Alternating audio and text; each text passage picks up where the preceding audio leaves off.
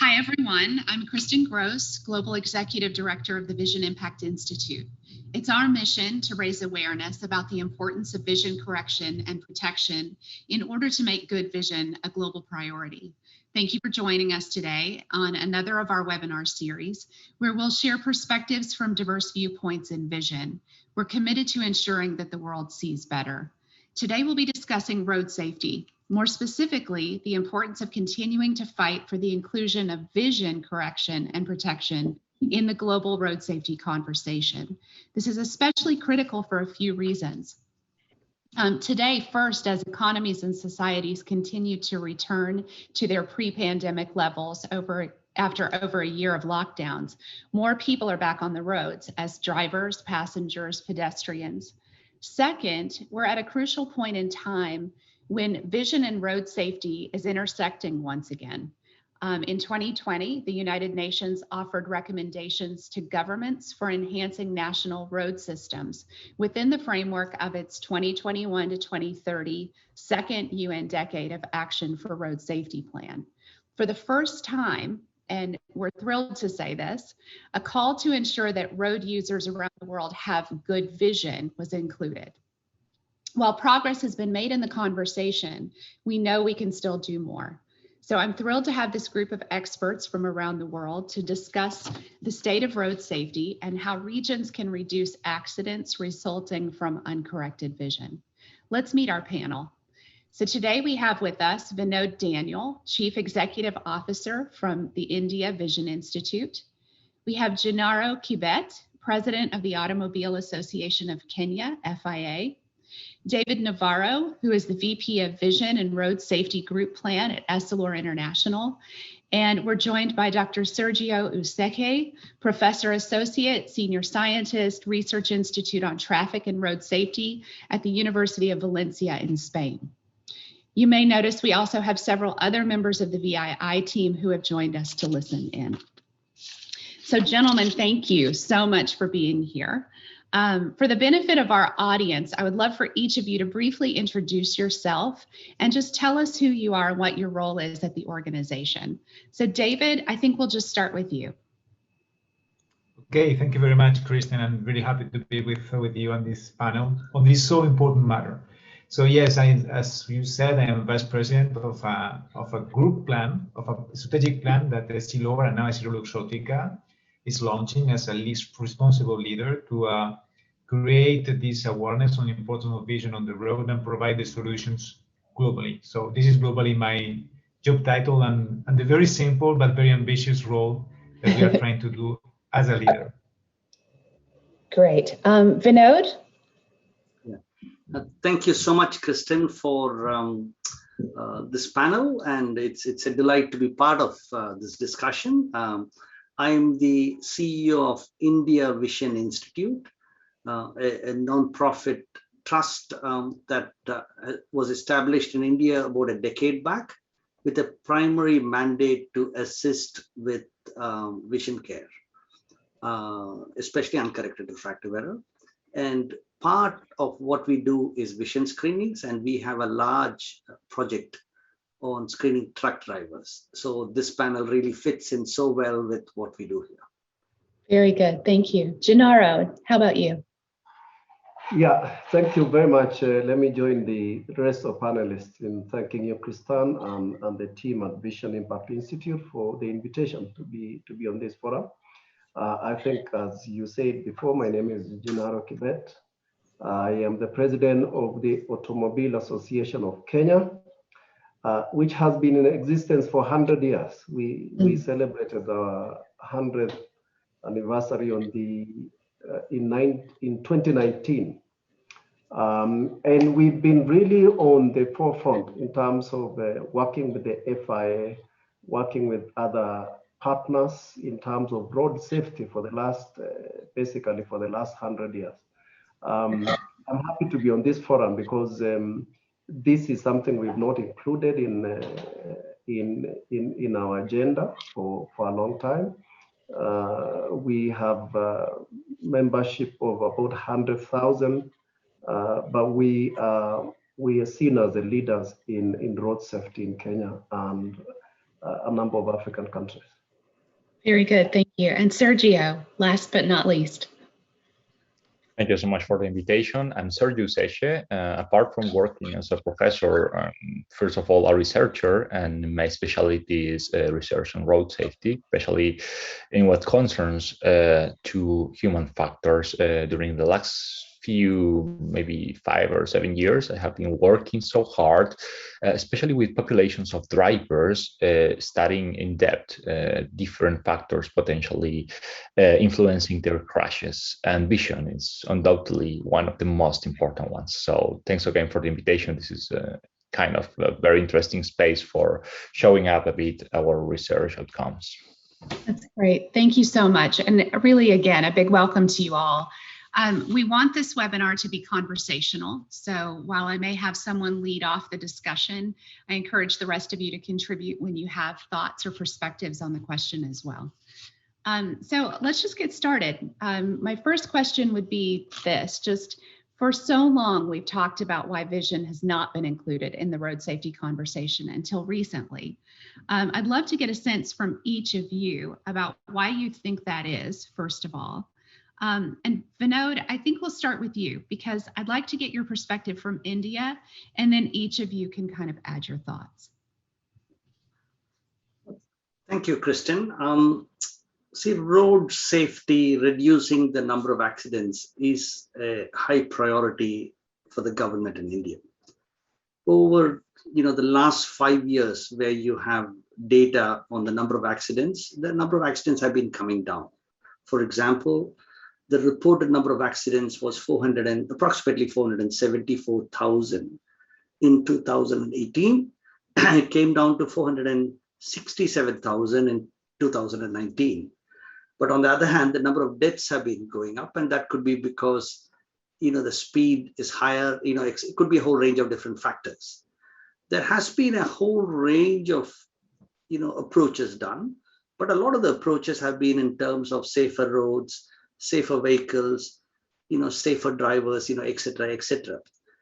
Vision is there, but it wasn't picked up as a very high priority. And right now, it's good that there's a lot of discussions, because so far their approach to vision has been, before you get your driving license or you renew your driving license, you do a bit of a self-declaration that your vision is good, or you might get a medical certificate from a third party. So it's there, but it's not really implemented. So those are my opening comments. I'll pick on this later on, during the discussion. That's great, thank you. David, could you talk to us too on this topic about even maybe the role that awareness or the role that glare plays in the awareness of protection and the needs for that in road safety as well? Yeah, sure. Yes. And in fact, this is finally why we are developing this plan at the Lorenzo Luxottica.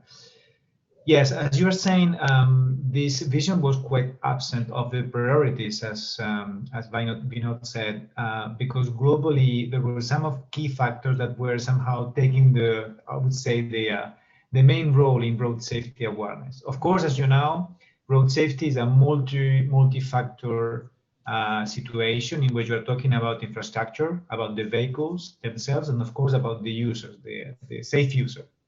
Here, we all know that even though almost 90% of the accidents are coming from the human factor, there are many other factors that currently are being pushed by policies, like you were saying, the speed, the safety belt, and so on. Vision is so obvious that is one of the key factors, but however, it has been really taken by a point of how we can ensure this for the driving license or renewing, and even with this, the regulations are really not completely, I would say, homogenized. So you are having a very lack of differences here.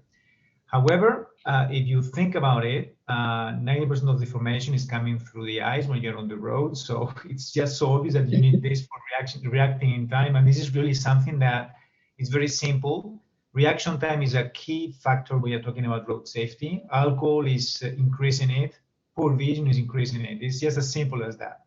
However, when you are making these road safety observatories, you are having, of course, the tracking of speed, the tracking of alcohol, but very almost, I would say, never after an accident, someone is taking your vision test to see if you have a problem of vision or even being blinded by glare.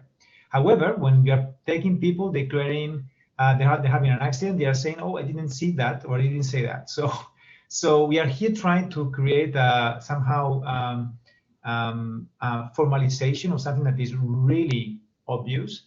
And of course, in the new ways we are talking about road safety has to be a priority. We're going to talk about this afterwards in mobilization of the UN New Decade. We are trying to get into a notion of Vision Zero, where you try to really say that every road death is something we can prevent, it's preventable. And of course, I can say kind of with a joke, for having Vision Zero, you need the perfect vision. And hopefully we are going to succeed this together. It's true. Thank you, David. Gennaro, from a perspective in Kenya, you mentioned this hasn't been really a priority on road safety. Tell me what your position is on that. Christian, just to really add on what David and Vinod said, I think this has really not been identified as a major factor in whether in Kenya or in many other African countries. And we meet regularly as African clubs under the FIA, and the issues that we always discuss are more on stress, overspeeding, fatigue, the state of the roads, drink and drive, and there hasn't been much discussion as far as vision is concerned, not just for the driver as against other drivers, but even for the driver himself. I mean, if you can't see properly, you can't see the instruments in your car, the glare that is coming on from other cars. So it's not been identified. So when you look at the statistics on the number of people killed, and it is said there are 3,500 people killed in the world every day, most of whom are either pedestrians, the people on what we call in Kenya boda, but they are two-wheelers, motorbikes, and that is a cheap form of transport. No one sees them. Their majority, and the reason is mostly because of vision, obviously, plus other things. So, Christian, it's not been identified as a major factor, and I'm happy that this conversation is happening now, because it influences a lot of things. That's great, thank you. And Sergio, from your perspective as a researcher, tell me what you think on this topic. Okay, just to start and reprising a bit what David and Gennaro just said, sometimes, and it also applies for science, the most obvious is the most difficult. We have been investing a lot, for example, I speak about agencies and governments in different measures to identify new risk factors for drivers and crashes, and of course for their injuries and fatalities. And we find right now that we have a big passion for predilection for distractions, mobile phones, stress, fatigue, and of course, all of them are super important. But come on, we have 60 or at least 70 years since vision was documented as a risk factor for the first time in scientific literature. So we are trying to find new ways to investigate and to prevent road accidents, but we are omitting systematically one of the most important contributors. If you remember, in the 70s, it was stated that vision was involved in about from 4 up to 20 something of the accidents, and nowadays we say vision is involved not as a main contributor. We have to differentiate it more as a comorbidity in 60-70% of the accidents. So in research, we are going back to basics and retaking the most obvious processes as a risk factor. And this is curious because the question is, why are we talking about vision as a risk factor? as vision is a factor that actually allows us to drive safely. So this is one of the most important bullets, I think, to start this discussion from the perspective of human factors. Why some things that are so obvious and so easy to understand and to execute are becoming risky factors. No, that's great. And I appreciate that, I think, more than anything. Gennaro, go ahead. Yeah, if you allow me just to interject, and I want to ask this question to Sergio and David, because they are, I'm not a scientist, so we sit on a position of an organization that works with others to drive road safety. But from a science point of view, because when you discuss the question of vision and road safety, there are four of us on this forum. I can't see the others who are wearing glasses. And the assumption is that because you're wearing glasses, that corrects you. In terms of the research, what are we saying? Are we saying it covers people who wear aid of glasses, or just people who don't know that they have a problem with their vision and they are driving on the road? It's a very good question. May I start, Sergio, if it's okay for you, and then I will let you complete. Okay, so it's a very good question, and if I may, I would like to give you on our side two main ways of responding. The first one is, how vision can impact reaction time, because it is something that there is a clear lack of awareness in how it can be impacted depending on the level of diopters or the level of, blinded by glare you can get on the road. There are some statistics that we are getting scientifically to the public now. The first one is about correction. When you are just at 50 kph is just, going in the urban streets, and you want to see a panel that indicates your direction, it takes 3 seconds more time to read it if you are having 0.5 visual acuity, which is globally corresponding to 1 diopter. It's not that much. So 3 seconds more means a lot when you're on the road. And you know that if you can compare this to other risk factors. It also creates kind of, tunnels of attention where you're trying to see and you cannot see. And this is also creating this disturbing factor on the road. It also happens when you're blinded by glare. So you can also be blinded for several meters before seeing things. All these things is really creating a distortion in reaction time. And here we both know 1 second on the road, it's enormous. When you have to react, I have to take a decision.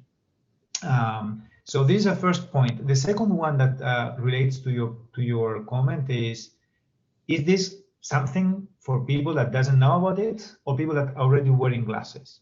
This is a very interesting topic because, in the research I've been doing over the past, and here Sergio has been conducting one very important for us for the topic worldwide in Spain. You can see that when you are testing, the drivers on, mature markets also like Spain, you're having 30% of people having uncorrected vision, uncorrected problems of vision. And from the moment you are taking, 1 diopter or something like that, this kind of reaction time is going to be affected at several seconds. So it is concerning, of course, both the people that doesn't wear glasses and are not aware of it, but also the people that wearing glasses, but their correction is not proper, or people that do not consider at all the problems of sun glare or night glare. And this is something that's concerning everyone, even people that doesn't have problems of correction. Sergio, would you like to add to that one? Yeah, just as a key figure that we found in the study that David just mentioned to us, this was a very big study in which more than 3,000 Spanish drivers partook.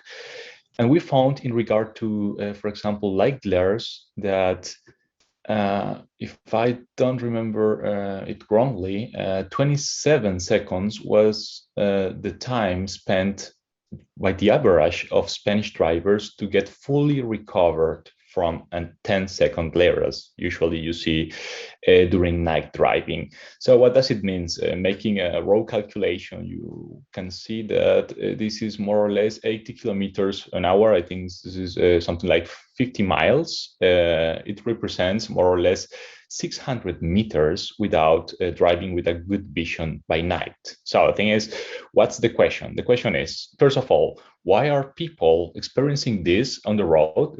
Of course, we have a lot of infrastructural flows, more in some countries than in others, but the human factor that is the most important and the crucial issue here is actually the self-care factor. Is why are people driving by night not using the proper eye measures or eye protection devices to avoid this? So these kind of facts are what our recent researchers are highlighting in the upcoming studies we are performing here in Spain. So finding very interesting things, but making new questions that will be possibly compatible if with the practice, if policy making is good enough.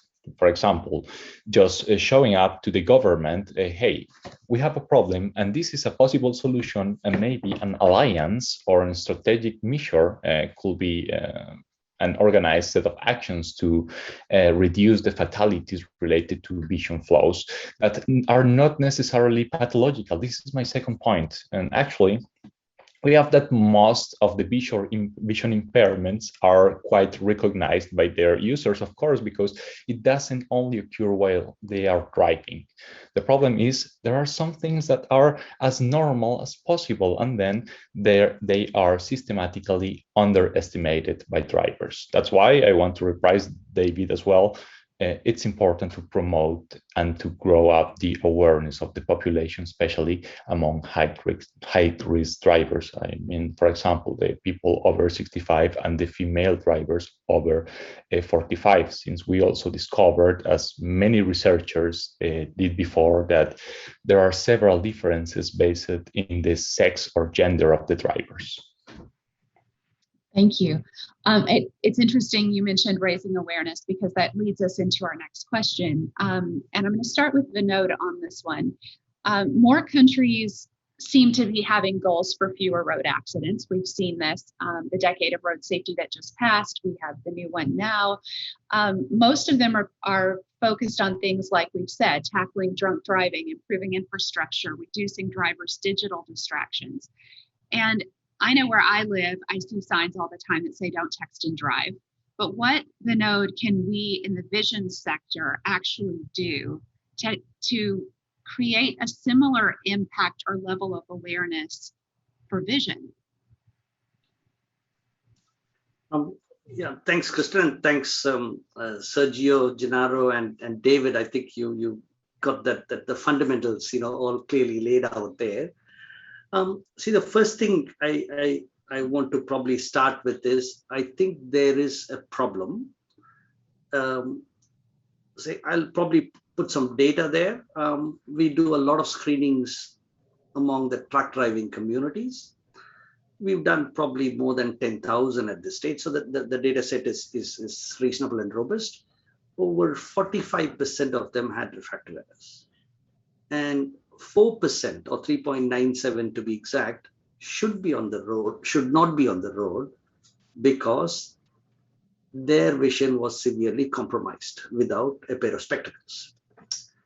Now the issue is, I think based on what was shared before, for us to identify and make this a priority to government, I think that's one important need, so that both the policy and the implementation part is there in a very robust manner. It's not a self-declaration. It needs to be more than that, where when you go for your driving license renewal or a driving test, you do have a vision chart or whatever it is. I think those measures are needed. But at the same time, I think it's also important to look at this whole thing holistically to see, look, what are the other aspects? Now, one aspect is, if they want to go and get their eyes tested, how do they do it? Say a country like India, over 100 million people need access to a pair of spectacles, but they don't have it. So you need a mechanism to provide access, right? And among the truck driving community, it's even more because they're on the road all the time. And even if they do a screening, they need access to a pair of spectacles after that. And the good part is now that a lot of organizations are working on this, that mechanism is getting a bit more robust. The second one is the taboos associated with wearing glasses. So a typical employer would look at somebody wearing glasses and think, this person doesn't have good eyesight, I should not employ that person. If I'm a taxi driver, right, the passenger who comes in might also have a taboo to say, look, this guy would be an unsafe driver because they have a pair of glasses. Now, in some ways it should be the opposite. A person with a pair of glasses is a safer driver. So, there is a taboo aspect, there's the access aspect, then there is the policy aspect. Unless we can look at this whole thing in a very holistic manner, I'm not sure whether it would be that easy to make a difference, but I know that many countries are working in that direction. The developed countries are there. The developing countries, there's many issues, but this is one more issue that's coming up to the surface. And with time, I think we'll get the answer. Very good. I'm going to move on to the next question because we are just being mindful of time. Next question is to Sergio, and really, I think it's critical, this one. For so much of our work, we need evidence to make the case and to inspire action. We've talked about this, we've talked about how, and we've found that, global data really kind of opens the discussion at a macro level about any kind of topic, but really looking at localized and regionalized data, that's where we get the changes made. You recently just did a new report in Spain, and one of the things that we talked about, or that you talked about in the report, is quantifying that connection between traffic crashes and road users' visual problems. According to your research, between 5 and 20% of crashes were directly or indirectly caused or made worse by a road user's visual problems. Can you tell me, first of all, do you think more of this type of research would increase the magnitude of vision's impact on, policy change and other things? And then really just tell us why you felt like this research is important. Okay. I want to get into 2 points. I think the first point, of course, is the methodological point related to research. What's the problem that I think, and not underestimating it a lot at all, at least maybe 75 or 80% of the current evidence that is actually empirical on vision and road crashes is based in biased reports. What do I say with biased reports? It's basically based on studying retrospectively crash reports, for example, recorded by police and different traffic authorities after a crash. So basically, this is the first methodology, and let's try not to universalize it, but this is the most overall, the most general methodology used for analyzing the problems of vision on accidents. Why? Because you basically cannot simulate them. Actually, if you simulate this kind of problems, you are incurring in validity flaws. This is basically an experimental shortcoming we have. And actually that only maybe 10 or 50% of these researchers are working actually on well-paid and well-funded studies with a greater scope and possibilities about depicting, for example, what's the actual role of vision on preventing and not on suffering the traffic crashes. So in regard to the first, we have no warranties about the seriousness of the vision flaws. We usually work with checklists saying this person had a self-reported or medical reported vision problem, and we actually cannot explore this person, especially if they were deceased as a result of this crash.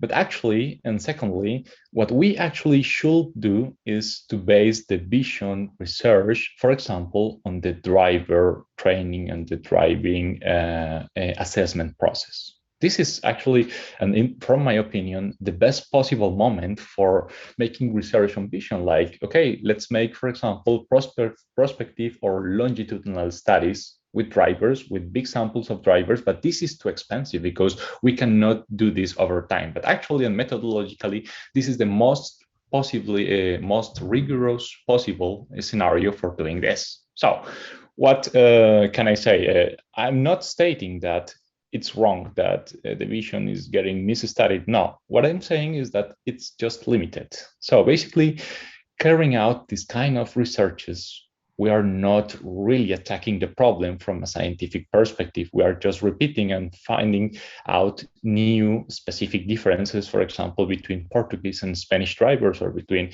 American and Asian drivers. And of course, there are differences related to awareness, to healthcare parameters, and so on. Yes, my point is that it's important to start creating awareness not only among the population, but among, for example, the agencies funding the researchers for developing more and more knowledge, specific and also global knowledge, on the risk factors, on the mechanism, and on the connection between these risk factors and the road safety outcomes. And of course, one of the most important factors here is vision and driving. What's the problem? That everybody sees, everybody drives, almost everybody drives, and then we see it as, okay, but visual deficiencies are normal and are so widespread. Of course they are. The problem is we really don't know how to integrate them, the cause and the consequences, because it's so normal, because every accident is potentially impaired by vision. So, and my second point is related to the view, let's say, more among users. We have to differentiate in this point between road training and road safety education. What is road training? Road training basically is the training that takes place when you are acquiring your driving license. It occurs in the Western countries around 18 or 19 years of age. And then you go to the driving school and you have some information about how important is not to drink and driving, how important is to use wear the glasses, at least 2 or 3 sentences, and that's it. The difference with road safety education is that road safety education is the one that is more useful for developing awareness that is permanent and well recorded among the population, but it's necessary to invest on it during the whole life cycle of people. I mean, integrating it with healthcare issues related, for example, with the healthcare system, with the school system, with the university and scholar system, and with many other spheres of social life that are actually ignoring the role and vision of vision on different matters, including road safety. So I think these two challenges from research are showing up how important it is to develop it, to develop new perspectives, but also new strategies, not only to document, but to attack the problem. That's very good. Thank you. We talk about all the time that vision is it's a lifetime commitment, right? And so there's no reason why vision and road safety would not also complement that discussion. Thank you. So the next question I have is really about current context in the world. So in many places, COVID-19 pandemic severely impacted traffic volumes on major highways and local roads. As economies and societies are opening up, I'm going to ask Gennaro to answer this question first. Do you think we'll see a return to pre-COVID levels of accidents? Do you kind of anticipate those to increase? So Gennaro, I'll have you answer. And then Vinod, I would like for you to kind of take the perspective of lack of vision care during the pandemic. How will that affect the road? So Gennaro, we'll start with you. Yeah, okay. Thank you, Kristan. Yeah, I think to begin with, the answer is yes. We will see that. Statistics in Kenya, for example, show that, and we had these lockdowns from time to time where there were fewer vehicles on the road.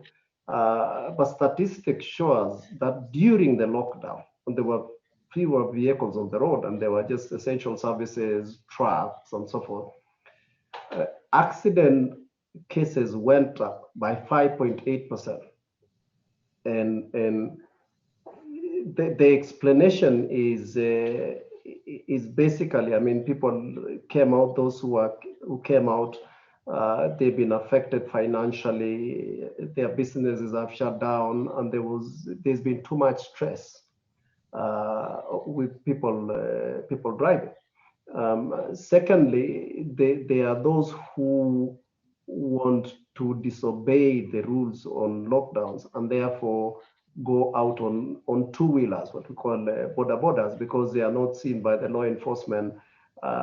They take roads that are dark and so forth, and the number of pillion passengers carried by them went up. So I think, given what has happened, given one would have hoped that in that time the number of accidents would have reduced, but we have statistics that they went up, and it is very possible, in my view, that once we are through, or at least manage to bring the pandemic to a reasonable level, road accidents will still go up.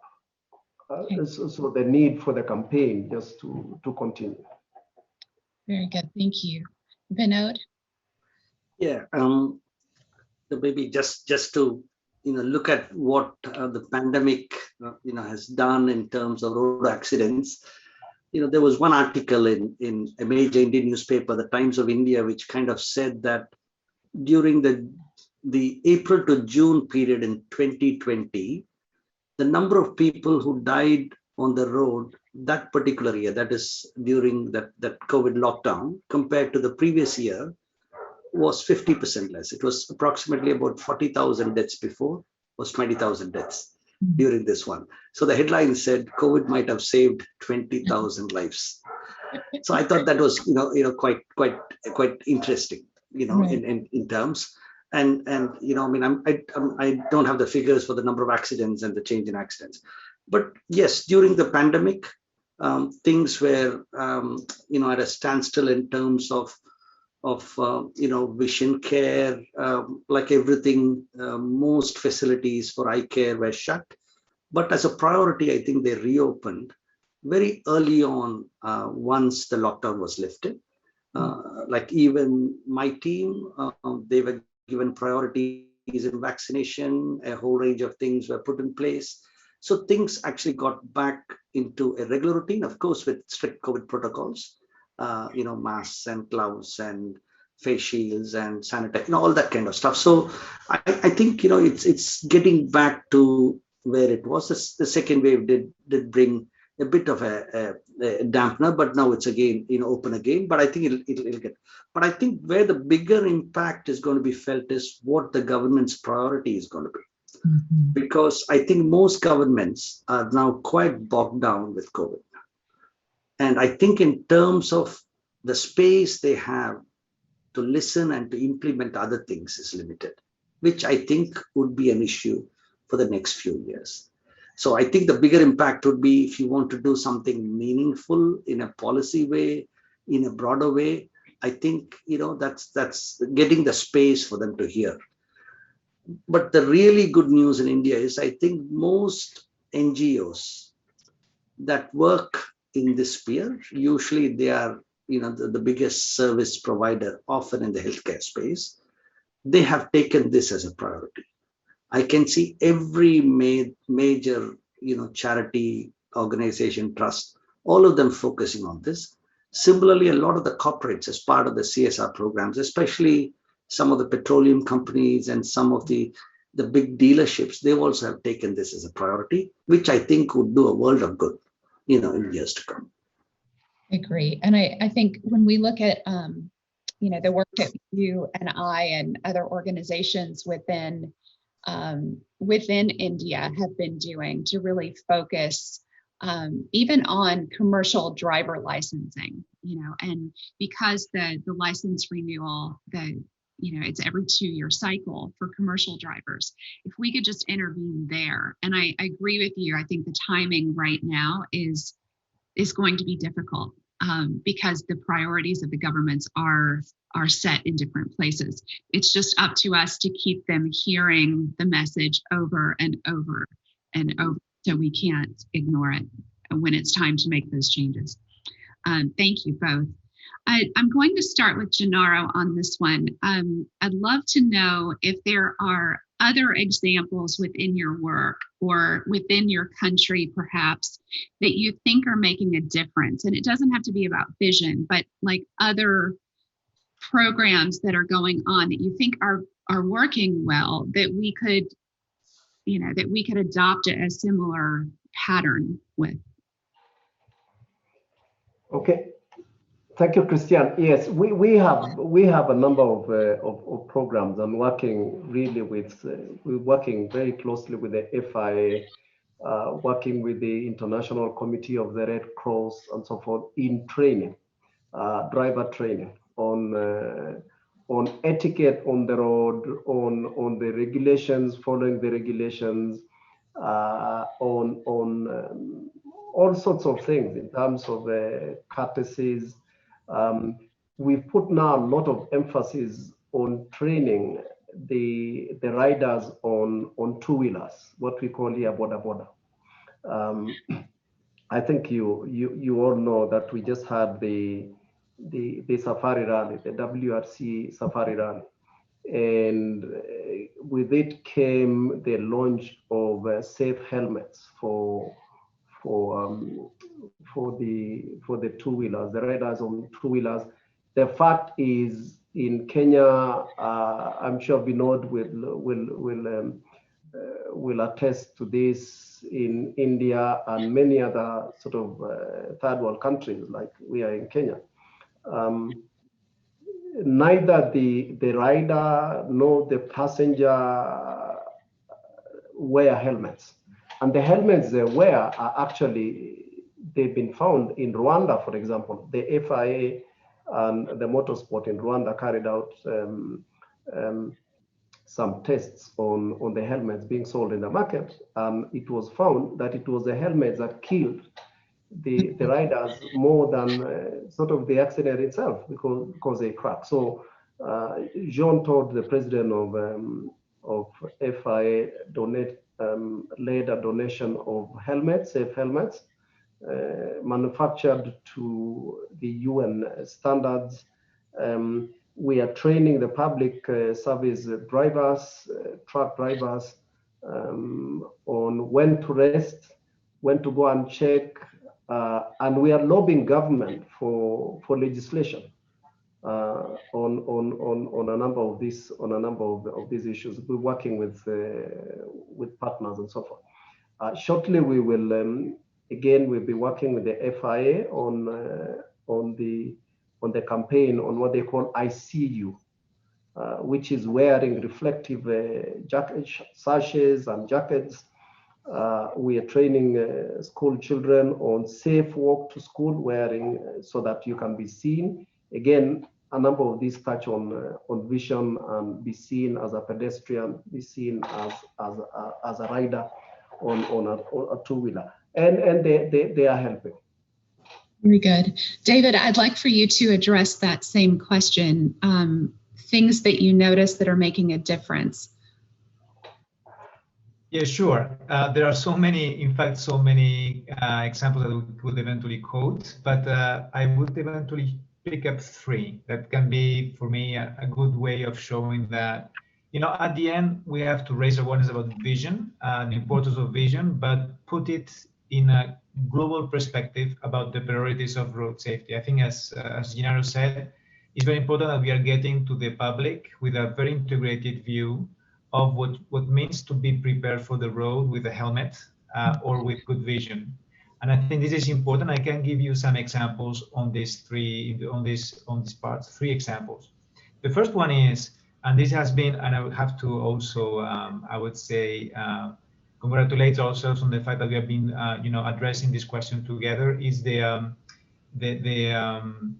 paper we promoted for including vision in the amendments for the European driving license. And this is important because, as we mentioned before, we are talking about legislation, public awareness, and we have at the end to put this in the in the papers. And it has been a very good way of doing, because at the end you have to take benefit of a full current of upgrading these kind of standards to be able to include vision as part of it. And this has been for me one important way of trying to create a positive impact.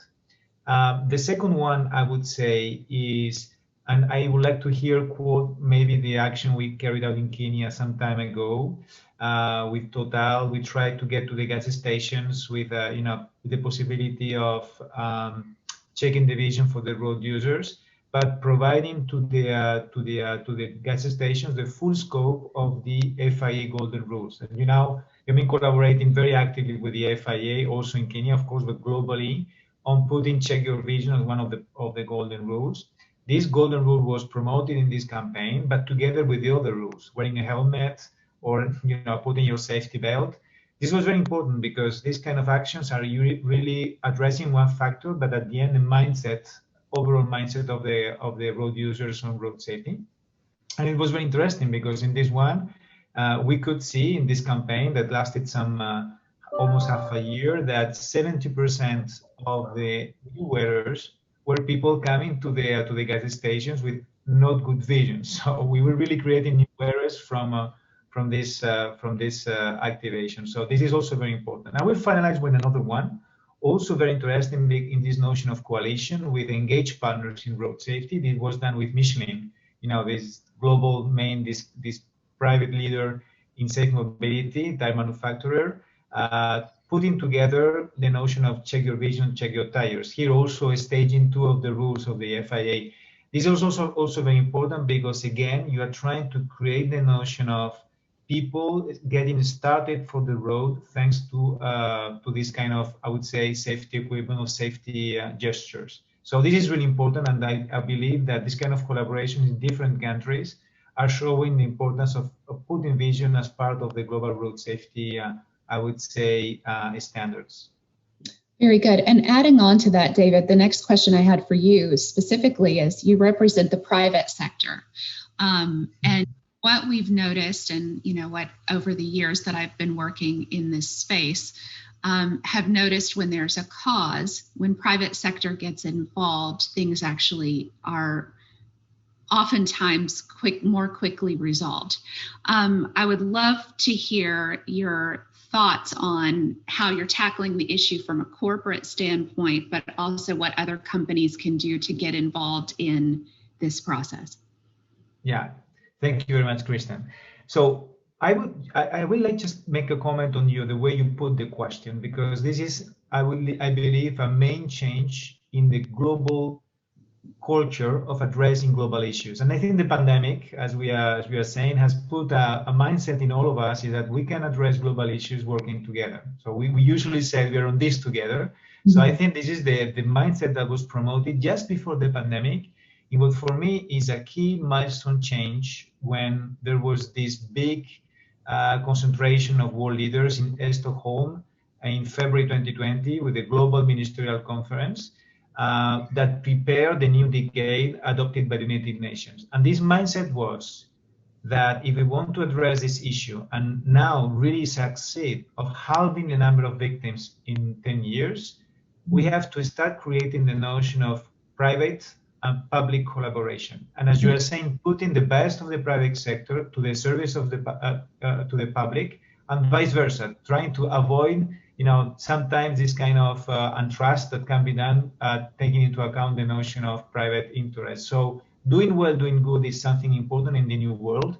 I'm sure that for road safety, safe mobility, and sustainable mobility is key that we are creating this, this collaboration. In this sense, of course, there are leaders like Michelin we quoted before, but now Essilor and Essilor Luxottica that are really driven by a mission. And in the way we try to address the topic, we try to put this engagement and commitment to safe mobility as part of our DNA, as part of the mission, what drives us, our purpose, as you know, to help people see more, be more, and live life to its fullest. In this regard, the ability of partnering with the public sector, with the FIA, with the United Nations, and with FSBR or with the Institute of Vision, all this coalition of public institutions and private sector, either mobility players or the whole industry, the whole community of the optical eye care professionals, is key, because we are really here trying to blend the audiences. And on our side, if we are able to mobilize our industry, you are putting to the, I would say, to the public a full scope of eye care professionals, talking about road safety, talking about vision, and of course addressing also this risk factor. So the way we try to address it, as you are mentioning, Kristan, is taking our responsibility as sector leader, knowing that we have to contribute to the better society, and of course vision is part of it, but promoting globally a road safety approach to every road user. Very good, thank you. The United Nations recently declared the new decade of road safety. We've talked about this from the beginning of the panel, but I'd like for Gennaro and then Vinod and David to take this question. How do we take advantage of this focus specifically on road safety to amplify the need for good vision on the roads? Gennaro, I'm going to start with you. Thank you, Kristan. I think let me start by saying that the last decade succeeded in a number of initiatives, particularly in places like Kenya. And David just mentioned these signboards at Total. Just to commend David, I think part of the problem is to get acceptance by, say, people like me who wear glasses. You go to a gas station and there is this very clear billboard saying check your vision, and you don't accept whether you are wearing glasses or not. So just to go back to the last decade, as far as Kenya is concerned, it drove a number of legislations on safety and enforcement. There was an agency that was put in place that deals, it's called the NTSA, National Transport and Safety Authority, that is in charge of enforcing these rules and regulations on road safety. There was mainstreaming of road safety regulations in ministries, in departments, and so forth. So the debate was quite loud because of that decade. I think the new decade gives us an opportunity to now take the conversation to the next level for mobilization, for campaigning, for really supercharged ideas and solutions on road safety, including very important discussions on vision. I think I mentioned when I spoke last about the initiatives of FIA on ICU. These are very loud, very high-profile conversations now that are going on in terms of vision. We're lucky. I mean, Jean Todt is special envoy of the United Secretary General of United Nations on road safety, and he has really taken the conversation very, very deep. And I'm sure working with the FIA, working with clubs in the world, both sport and mobility, that the conversation will be very robust. And that is where we need to be. We need to have a very, very robust conversation and bring this issue to the fore, as opposed to be, other issues ahead of it. It's part and parcel and as important as all the other matters on road safety. Very good. Vinod. I'll just add to what Gennaro, others have been saying. I think when you have a global body like the UN wanting certain things to be done, then every government needs to probably put certain reports together, which on how they're progressing. So there is an opportunity. For example, the goal 3.6 talks about halving the number of deaths, right, from the road. So those are, tangible numbers that need to come. So there is an opportunity for all the players, including people like us who are in the vision care, to highlight our issues. And if that could contribute to decreasing the number of fatalities on the road, it will be taken quite serious. So it does provide an opportunity to put the case forward. And I think that would be the biggest impact, I would imagine, because it again brings it in front of governments who need to probably report an action, whether it's climate change or any of those issues. They got to show how they're progressing. If I may, I'll just briefly touch, I think there was one question before on the private sector, how they can play a part. I'll just touch very quickly on that. In a place like India, I think it might be applicable in other countries. There is now a legal mandate to put 2% of your profits into CSR. And I can see now more money being thrown into vision care by some of these companies, and that's going to help. Especially the big oil companies, the big automobile companies, they look at road safety a bit more seriously. And most of the screenings that I mentioned before happening within this truck driver community is funded through these CSR programs. So that's again, one more way where the private companies and even the public companies, the same rule applies to, the government-owned companies, in terms of, once they make a profit, they have to show that they have spent, 2% of the profit on CSR activities that are recognized. Very good ad. David, how do we take advantage of this new decade? Where do we go now?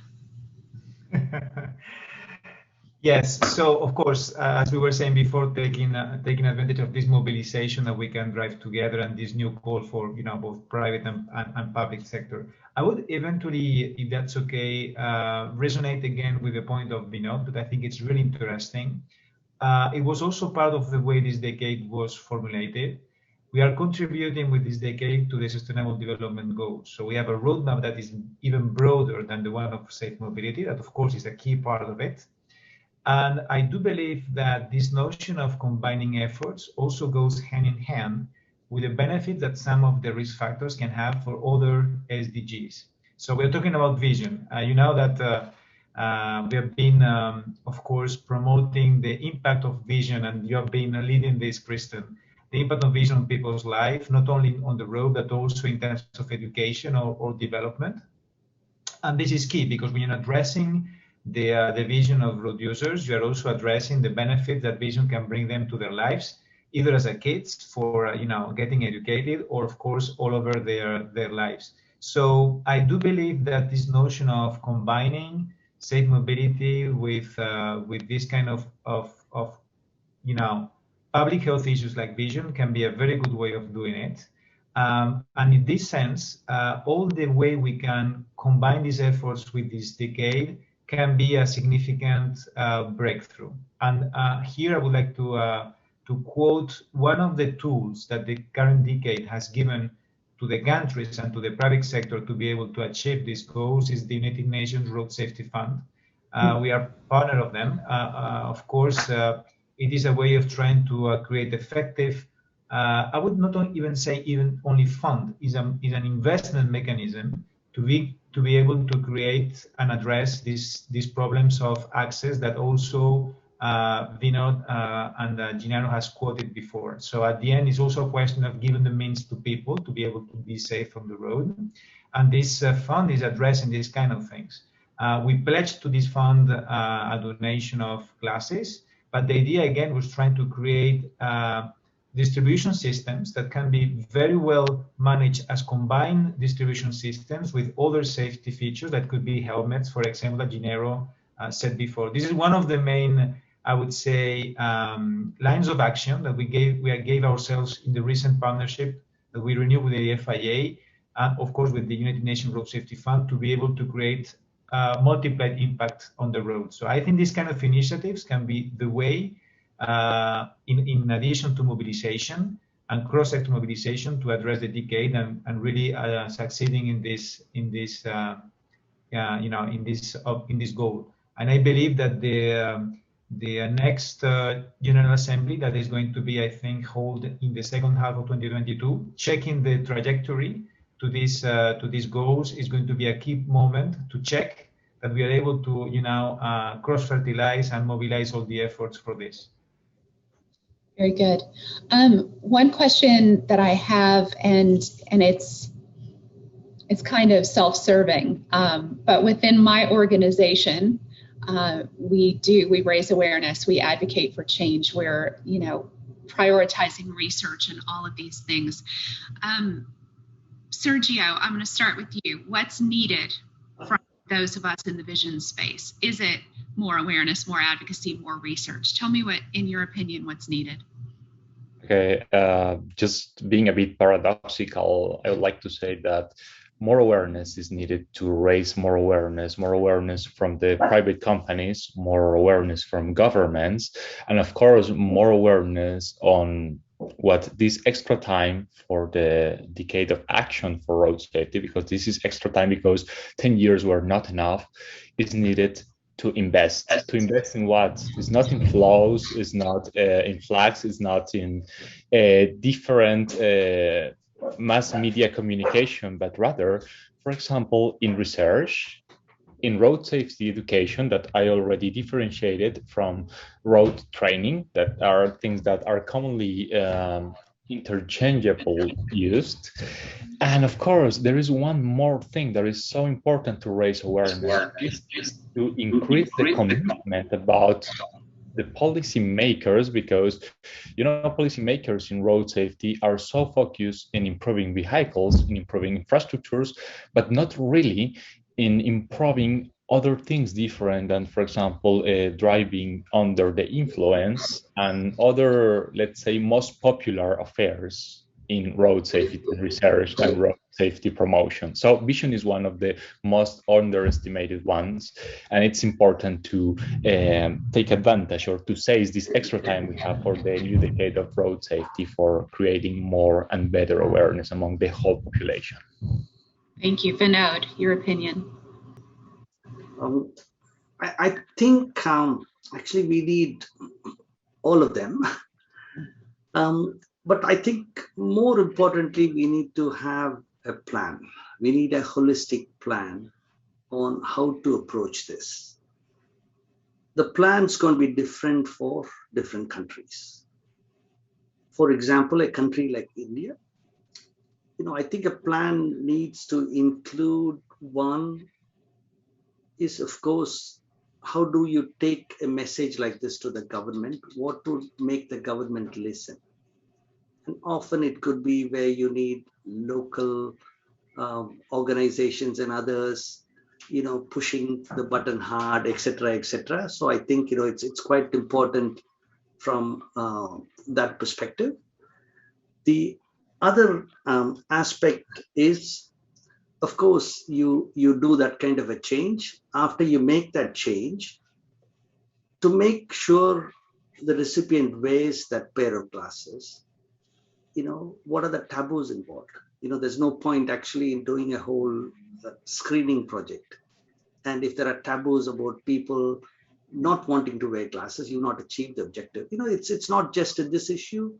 You take girls, many girls, especially in rural parts, do not want to wear glasses because that's going to affect their future. I mean, I met one girl who wears glasses, and she's the only girl who wears glasses in that whole village, right? So things like that. So there are taboos, so you got to deal with them. So I think you just need to get that holistic plan in place and then take it, rather than I want to make a policy change or I want to make, a specific thing. And I mean, it's great to work with a whole bunch of partners, including, Kristan, on putting a plan together for India, which I think it's going to, have good returns in years to come. Thank you. And David? Yes, no, I think it was very well said by Vinod. I think this is a question of trying to see the value chain of each one of the partners and being able to put that in front of the consumer as part of the part of the effective action. So on one side you have as Sergio said, to be able to create more statistics and studies showing how impactful it can be, the vision, and of course, among the rest of growth factors. It can be, of course, as we are saying, taking the lead with a Vision Impact Institute or institutes collaborating and talking about these problems of awareness. And of course, taking concrete action towards road users with the touch point that can be created with the FIA clubs, with the private sector, and of course, the touch points with the care professionals. For me, it's a question of really trying to show that in the final way of multiplying the impact to the road user, every one of us is getting the part of the road. Very good. My final question, and this one is always posed to me by my communications manager, Andrea, because it's her favorite question to ask. So we have to ask this. As we wrap up, I want to hear your thoughts from each of you about what keeps you hopeful that a change can happen for vision and road safety. Gennaro, I'll start with you. I think as human beings first, I think we are always hopeful of things changing. I think we have an opportunity to learn from the past mistakes, the past good practices, and to inform our future decisions. I am very pleased myself that there is a lot of research now that is going on, because as Sergio and David have said, a number of decisions will be driven by research, by factors, by facts, and so forth. When you talk of the number of deaths on the road now caused by particular incidences or particular factors, there is quite a bit of research that backs up. That will then back up the decisions that are going to be made. A lot of governments, whether in Kenya or in Africa now, are now looking very seriously at these losses that happen on the road. A number of the people who are killed on the road are the young people, the future of the various nations. So therefore, there is urgent need to take action. And speaking of Kenya, for example, I mean, we've had in the past, and that's why I'm saying that there is hope. We've had serious problems with malaria. There's been so much research that has been done, and there is hope of eradicating malaria at the end of the day. There have been other serious issues like HIV and the stigma that has been associated with HIV, but conversation and discussions and research on this have managed to bring this stigma down, possible eradication of malaria, and therefore I believe with research, with information on the impact of vision and driving, will make a lot of change. Will cause a lot of decisions to be taken and elevate these discussions to higher level, particularly now because of the second decade on road safety. The UN being involved, I see a lot of hope. Yeah, first of all, I should commend Vision Impact Institute, because I know you started this conversation a decade back when not many people were talking about this issue. So in terms of what actually gives me a lot of hope is this conversation now has become part of the conversation in many circles. When you talk to bureaucrats, when you talk to politicians, yes, there is awareness, right? Whether it's the highest priority is a different question, but they are aware. Then of course, in those circles, there are many priorities. So they got to kind of balance all those different priorities. But one is that awareness level is definitely gone up. The second one is the actual things that I see in action is the amount of funding that is flowing into screening drivers and providing classes by various NGOs, and that is dramatically increased. Every major company that I know now is involved in that. Even with all that, the difference you make would be tiny. You might just touch 1% of the population, but still it's noticeable. And of course, the media carries articles, and that by itself would have its own impact, going forward.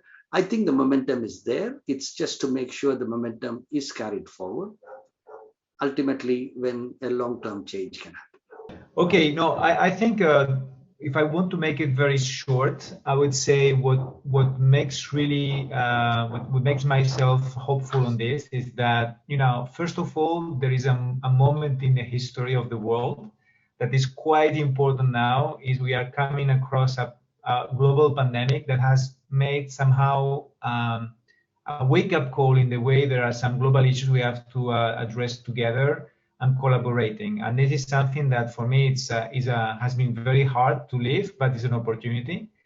Of course, we are addressing many topics like sustainability, and safe mobility is one of them. There has been, as Vinod and Gennaro said, there has been some disruption in the number of victims, but we're expecting this to recover. I'm just hoping that this opportunity to reset the world with new roadmaps to be able to address this problem of safe mobility, and of course the role that vision plays inside, can be something that mobilizes everyone to achieve it. So I think we have a common goal, a common vision. This is already important. Now I think we have the will to succeed, and this is honestly what I believe. With this kind of webinars, for example, of this kind of actions, we'll be able to address. The collaboration for me is key to succeed. Sergio, your final word? Okay, my final word is the next. It's not about being hopeful or something like this. It's about being more ambitious, because we already realized that if we start making these small efforts from my side in the research field, we are finding out new things and very useful things principally. But also we are impacting, for example, in different scenarios that were never thought to be related to this field of action, especially since we are being sponsored several times by private sectors. So basically 20 years ago, there was no idea about how important could it be. And about hope, I will say the most important now is to keep on the efforts and to maximize the utility of the things we are doing up to now.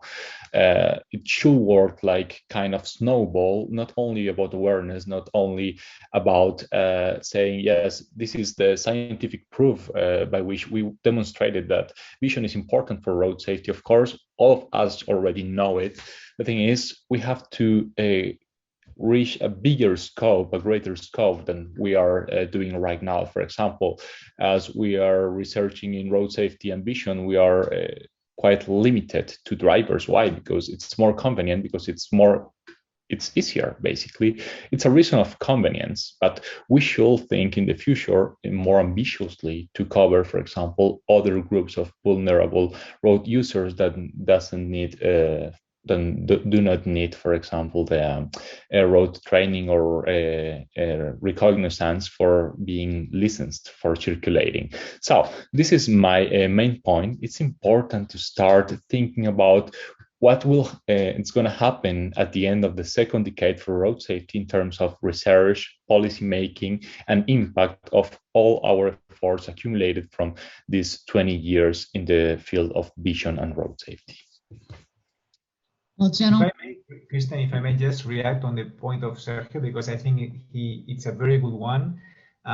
We are seeing in this after COVID crisis a booming of many road users. That is exactly in the UN recommendation, the notion of vision for road users.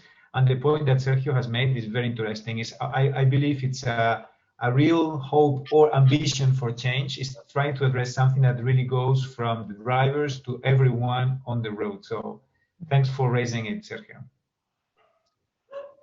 Gentlemen, I have to just say thank you so much for being a part of today's discussion. It went deeper in some areas than I anticipated, and so wealthy, the knowledge that you bring to the table.